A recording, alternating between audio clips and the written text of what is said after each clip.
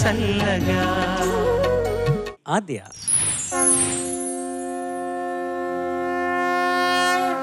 శంభో శంకర.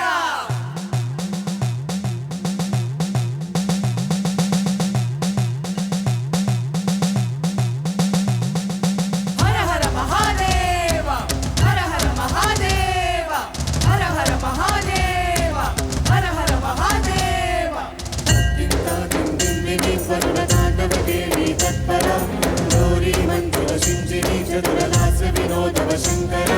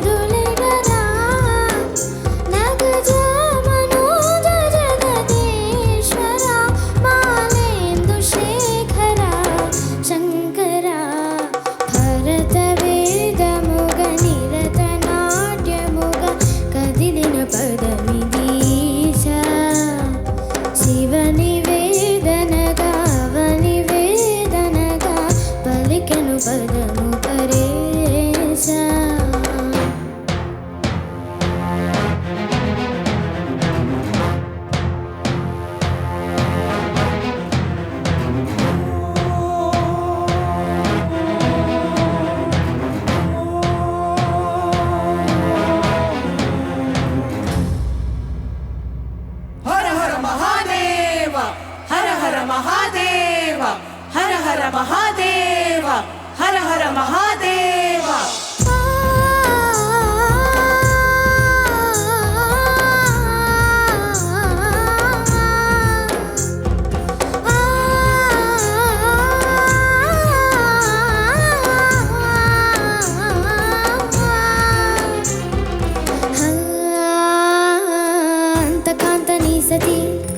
అగ్నితప్తమైనది నేను త్యాగమిచ్చి తాను నీలో లీనమైనది.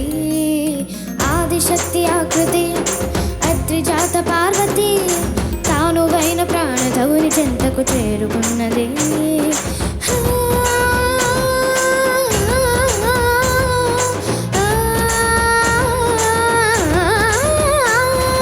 భవుని భువికి తరలించేలా ధరణి దివిని తలపించేలా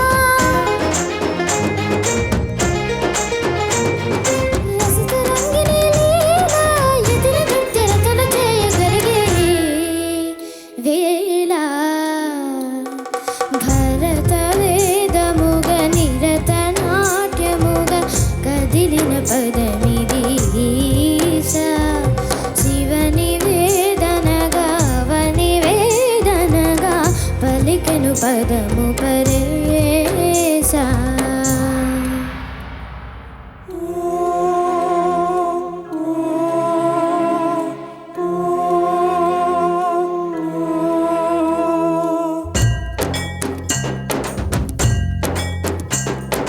జన్మసావర గంగా చిరజన ముల పండిత కర శురహర భక్త శుభంకర భవనా శంకర సరహర దక్షాత్వరహర పాల విలోచన పాలిత జనతన కాల కాల విశ్వేశ్వర ఆశుతోష అగనాశైనాశన జయ గిరీశ బృహదీశ్వర. హర హర మహాదేవ, హర హర మహాదేవ.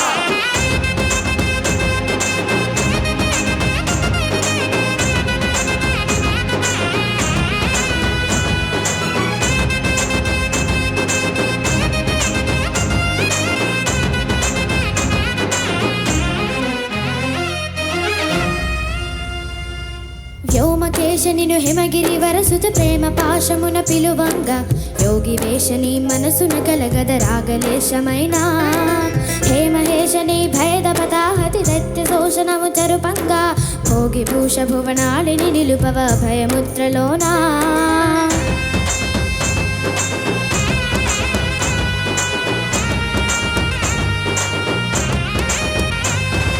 నమక చమకముల నాదానా యమక గమకముల యోగానా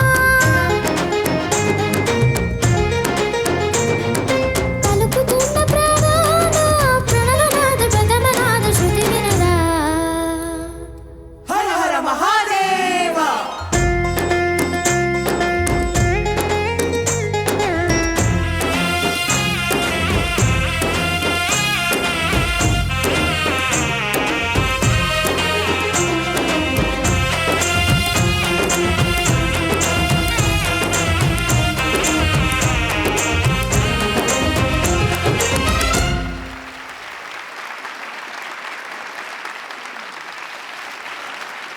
ఆద్య మొత్తం పాట ఒక ఎత్తు అయితే నువ్వు ఆ చరణాల్లో చివరి లైన్లు ఫినిష్ చేసే ఉన్నాయి చూడు, అద్భుతంగా పాడావు. Thank you sir. అది గుర్తుంచుకుని ఆ క్లారిటీతో తడబడకుండా పాడుతూ శృతి కరెక్ట్గా మెయింటైన్ చేస్తూ పాడడం అనేది చాలా కష్టమైన విషయం. బాగా పాడావు, బాగా సాధించావు నువ్వు ఈ పాటలో. Thank you sir. All the best you. Thank you sir. ఎంత గ్రాండ్గా ఉంటుందో పాట, ఎంత అద్భుతమైన కంపోజిషన్, అత్యద్భుతమైన సాహిత్యం. అసలు మన వాళ్ళు ఇవాళ పండగ ఫెస్టివలే చూపిస్తున్నారు. ప్రతి పాట ఒక పండగలా ఉంది. ఎంత అద్భుతంగా ఉందో. ఆద్య నమస్తే మ్యామ్. నమస్తే. చాలా బాగా పాడావు నాన్న. Thank you so much ma'am. నువ్వు మాట్లాడే తెలుగు కూడా కాదు ఇది, అంటే కొలోకియల్ కూడా కాదు. ఇంట్లో రోజువారీ మాట్లాడుకునే పదాలు కూడా ఇందులో లేవు. ఇంత కష్టమైనటువంటి పాట ఇది. చూస్తే ఎక్కడన్నా ఏ దేవాలయంలో అయినా, ఇందాక మధుర మీనాక్షి కానీ ఈ పాట కానీ, ఇవన్నీ కూడా టెంపుల్స్లో ప్రతినిత్యము అవి వినపడుతూ ఉంటే ఎంత బాగుంటుందో అని అనిపించే అద్భుతమైన సాహిత్య సొబగులు మాత్రమే కాదు, సాహిత్యపు విలువలు ఉన్నటువంటి పాటలు ఇవన్నీ. సో ఇది గుర్తుపెట్టుకోవడం సామాన్యమైన విషయం కాదు. నాకైతే అమేజింగ్గా అనిపించింది తెలుసా. Thank you so much ma'am. God bless you నాన్న. Thank you ma'am. ఆద్య నమస్తే సార్. నమస్తే అమ్మా. శృతి బాగుంది, లయ బాగుంది, స్పష్టత బాగుంది, మాధుర్యం బాగుంది. ఇవన్నీ ఎంత బాగున్నాయో అనుభూతి అన్నిటికీ మించి బాగుంది. అంతే. Thank you sir.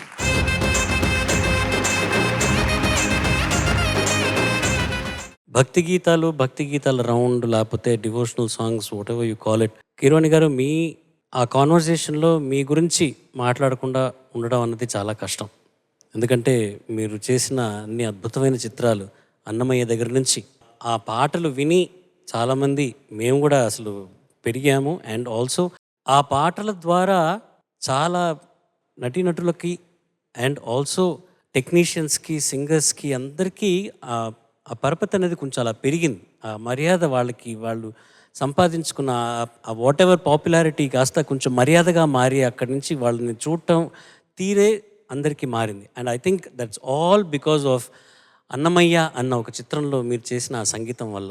ఆ క్యారెక్టర్స్కి కానివ్వండి, ఆ మ్యూజిషియన్స్కి కానివ్వండి, సింగర్స్కి కానివ్వండి, ఆ చిత్రానికి కానివ్వండి, ఆ రిలీజ్ అయిన సినిమా థియేటర్లు కానివ్వండి, అన్నీ కూడాను అసలు ఒక లెవెల్కి మారిపోయినాయి వాళ్ళ స్టాండర్డ్స్ అన్నీను. సార్, వాటి గురించి, ఆ సినిమా గురించి, ఆ మ్యూజిక్ చేసిన ఆ సందర్భం, మీకు వచ్చిన అవకాశం, దాని గురించి మీరు కొంచెం మాట్లాడాలని కోరుకుంటున్నాను సార్. అన్నమయ్య సినిమాకి నేను చేసిన 20 అన్నమయ్య కీర్తనలు ఉన్నాయిగా, అవి వాటిల్లో ఒక 4-5 నేను స్వయంగా చేసినవి ఉన్నాయి చరణ్. మిగిలినవన్నీ కూడా చాలామంది మహానుభావులు, నేదునూరి కృష్ణమూర్తి గారు, ఇట్లాంటి వాళ్ళందరూ కూడా, మల్లిక్ గారు, వారు స్వరపరిచిన ఆల్రెడీ ప్రాచుర్యంలో ఉన్న ఆ కీర్తనలకి నేను సినిమా స్టైల్లో ఆర్కెస్ట్రేషన్ చేసి కొంచెం స్పీడప్ చేసి, సినిమాకి కావాల్సిన విధానం వేరే ఉంటుంది కదా, ఆ రకంగా నేను చేసి దానికి పరిశ్రమించాను తప్ప కంప్లీట్గా అదంతా నా సొంతం కాదు. ఎప్పటి నుంచో చాలామంది కష్టపడిన కష్ట ఫలితం అది.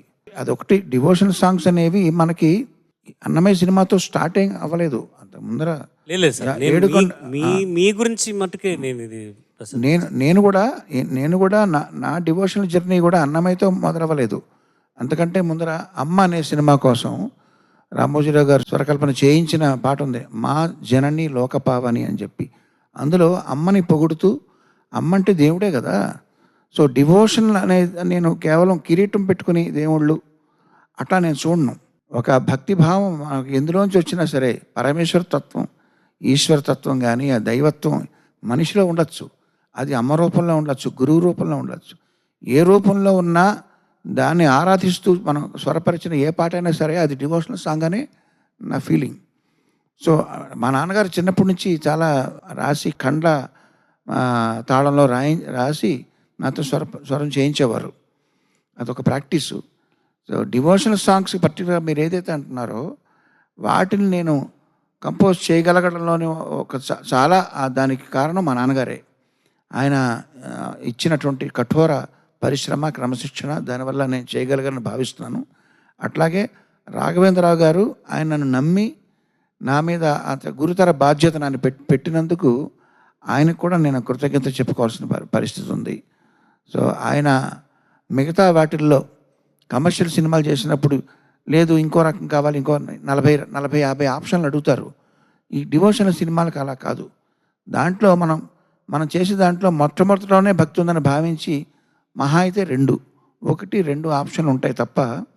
సో ఆయన నమ్మకం అది, ఆయన నా మీద పెట్టినకున్న నమ్మకం, ఆయన నాకు ఇచ్చినటువంటి ఒక అనుగ్రహం, ఇవన్నీ కలిపి అట్లాంటి సినిమాలకు పనిచేయగలని భావిస్తూ వాటి వెనకాల చాలామంది ప్రోద్బలం ఉంది, కేవలం నా ఒక్కడి శక్తి కాదని చెప్పి నేను చెప్తున్నాను. Thank you sir. ఎంత సాధించినా మన తెలుగు వారిది తీరే ఇలాంటిదన్నమాట. నేను మటుకు కాదు, అందరం దీనికి శ్రమించాము అనే ఆ తత్వం మనలో మాత్రమే చూశాను నేను. అది థ్యాంక్ యూ సార్. ఇంకొకటి అన్నమయ్య అన్నావు కాబట్టి, అన్నమయ్యలో ఆ కీర్తనలు అన్నీ కూడా అవి బాలు గారు పాడకుండా ఇవి ఇంకొకళ్ళు ఎవరన్నా పాడడం అనేది నేను ఊహించుకోలేకపోతున్నాను. ఊహకు కూడా అందదు అది. వేరే ఎవరు పాడినా ఆ ఎఫెక్ట్ రాదు. అది దాంట్లో నేను ఆర్కెస్ట్రేషన్ మార్చి చేసిన విధానంలో ఎంతైతే ఉందో బాలుగారు పాడడం వల్ల కేవలం అంత వాటికి ఆదరణ లభించింది. లేకపోతే కష్టం అది. ఇది 100% సత్యం. Thank you sir.